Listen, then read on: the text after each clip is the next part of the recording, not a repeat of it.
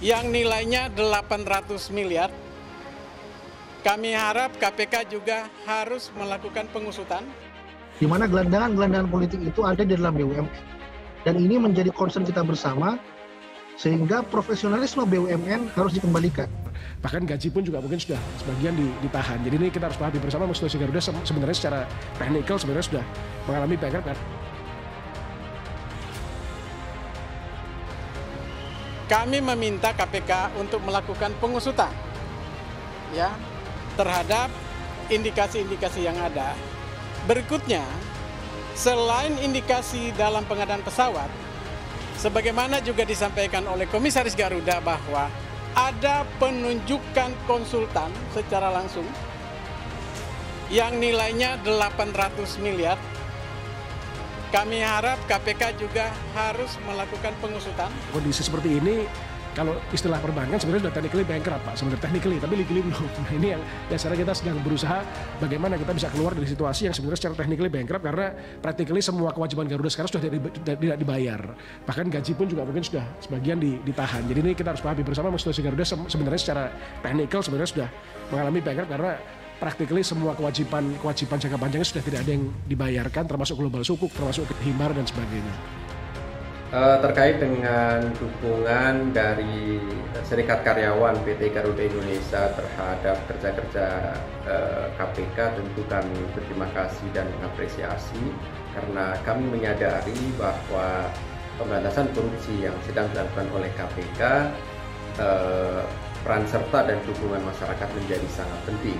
Mengantar surat dukungan kepada KPK untuk melakukan pengusutan terhadap semua transaksi yang patut diduga adanya tindak pidana korupsi, khususnya terkait dengan pengadaan pesawat. Saya meminta Garuda untuk kembali fokus kepada domestic market. Sebelum COVID, 78% itu lokal turis, 22% asing, 1.400 triliun lokal turis, 22% turis asing itu kurang lebih 350 triliun. Jadi marketnya sangat besar. Jadi kalau Garuda itu fokus ke domestik, saya yakin akan kembali sehat, tapi perlu waktu yang cukup lama. Di BUMN termasuk Garuda, politisasi ini kental. Di mana gelandangan-gelandangan politik itu ada di dalam BUMN. Dan ini menjadi concern kita bersama, sehingga profesionalisme BUMN harus dikembalikan. Ini menjadi penting karena tentu setiap penanganan perkara oleh KPK diawali dengan adanya laporan masyarakat yang selanjutnya akan melakukan telaah dan verifikasi untuk memastikan apakah benar ada dugaan tindak pidana korupsi dan itu menjadi kewenangan KPK.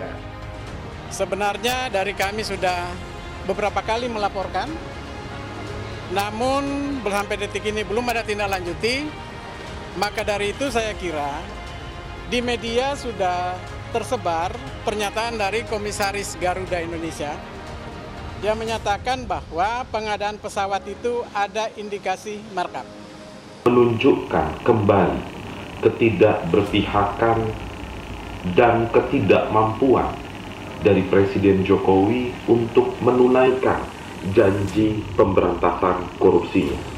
Pertama tentunya kita mengetahui bahwa sudah ada kasus korupsi yang juga sudah diputuskan oleh KPK, di mana memang itu nilai markup pesawat dan sebagainya itu memang menjadi isu utama di masa lalu.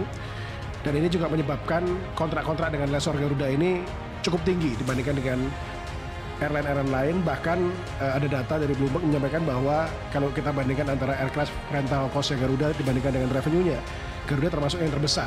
Jadi aircraft rental cost dibagi revenue Garuda itu mencapai 24,7%. Kami berharap kepada masyarakat yang mengetahui adanya dugaan tindak pidana korupsi, silakan melapor secara resmi kepada KPK melalui saluran pengaduan masyarakat maupun langsung di bagian persuratan.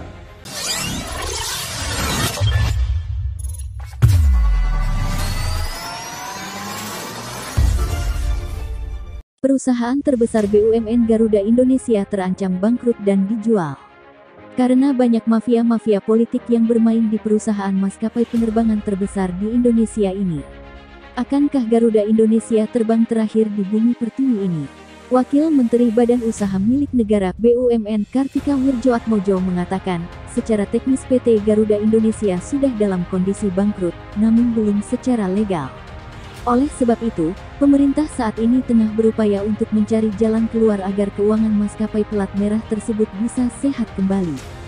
Sebenarnya kalau dalam kondisi saat ini, kalau dalam istilah perbankan ini secara teknis bangkrut, tapi legal belum. Sekarang kami sedang berusaha untuk keluar dari kondisi ini yang teknikali bangkrut, ungkapnya dalam rapat dengan Komisi 6 DPR RI, Selasa tanggal 9 November tahun 2021. Pria yang akrab disapa Tiko itu menjelaskan, kondisi keuangan Garuda Indonesia saat ini memiliki ekuitas negatif sebesar 2,8 miliar dolar atau sekitar 40 triliun rupiah per September tahun 2021. Artinya, perusahaan memiliki utang yang lebih besar ketimbang asetnya. Saat ini liabilitas atau kewajiban Garuda Indonesia mencapai 9,8 miliar dolar AS, sedangkan asetnya hanya sebesar 6,9 miliar dolar. Neraca Garuda sekarang mengalami negatif ekuitas 2,8 miliar dolar, ini rekor. Dulu rekornya dipegang Jiwasraya, sekarang sudah disalip Garuda, imbuhnya. Komisi Pemberantasan Korupsi KPK masih menunggu rencana Serikat Karyawan PT Garuda Indonesia, Sekarga, melaporkan dugaan korupsi pengadaan pesawat di perusahaan pelat merah tersebut. Niatan mereka melaporkan kasus itu pun diapresiasi oleh KPK. Bagi pihak-pihak yang benar-benar dan sungguh-sungguh mengetahui adanya dugaan tindak pidana korupsi di PT Garuda Indonesia, silakan melaporkannya ke saluran resmi pengaduan masyarakat KPK, kata Pit Juru Bicara KPK Ali Fikri dikonfirmasi, Selasa tanggal 9 November tahun 2021. Ali mengaku hingga sore tadi belum ada laporan dari Sekarga yang masuk ke bagian pengaduan masyarakat KPK. Maka itu, ia berharap Sekarga segera mengirimkan laporan dugaan korupsi sehingga bisa segera ditindaklanjuti KPK. Liabilitas Garuda Indonesia mayoritas berasal dari utang kepada lessor yang nilainya mencapai 6,35 miliar dolar. Selebihnya ada utang ke bank sekitar 967 juta dolar, dan utang dalam bentuk obligasi wajib konversi, sukuk, dan KIK-EBA sebesar 630 juta dolar. Jadi memang utang ke lessor paling besar, 6,35 miliar dolar. Ada komponen jangka panjang dan komponen tidak terbayar dalam jangka pendek. Tentunya dengan kondisi seperti ini, mengalami ekuitas negatif, kata Tiko. Total liabilitas Garuda Indonesia yang sangat besar juga disebabkan kebijakan pencatatan dalam laporan keuangan. Perseroan menerapkan PSAK 73 yang membuat dampak penurunan ekuitas semakin dalam, sebab pengakuan utang masa depan menjadi dicatat saat ini. Kondisi keuangan itulah, kata Tiko, membuat maskapai milik negara ini secara teknis sudah dianggap bangkrut. Lantaran semua kewajiban perusahaan sudah tidak dibayar, bahkan untuk yang jangka panjang sekalipun. Semua kewajiban Garuda itu sudah tidak dibayar, gaji pun sebagian sudah ditahan. Jadi kita mesti memahami bersama bahwa secara teknis kondisi Garuda ini sudah mengalami bangkrut, karena seluruh kewajiban jangka panjangnya pun tidak ada yang dibayarkan, termasuk global sukuk dan kehimbara, paparnya. Meski demikian, Tiko menekankan, Kementerian BUMN tengah berupaya untuk menyelesaikan masalah itu dengan melakukan restrukturisasi secara masif dan transformasi bisnis Garuda Indonesia. Perseroan kedepannya akan fokus pada rute-rute yang menguntungkan, terutama di penerbangan domestik. Selain itu, Garuda Indonesia melakukan negosiasi ulang kontrak sewa pesawat-pesawat yang akan digunakan perseroan kedepannya agar biaya sewa sesuai pasar saat ini. Serta, perseroan akan mendorong peningkatan pendapatan dari kargo dan ancillary. Kami tidak putus asa dan mencoba mencari bagaimana rumusan untuk bisa keluar dari permasalahan ini. Paling utama dilakukan transformasi bisnis karena kita memahami adanya inefisiensi rute dan operasional Garuda di masa lalu, ungkap Tiko.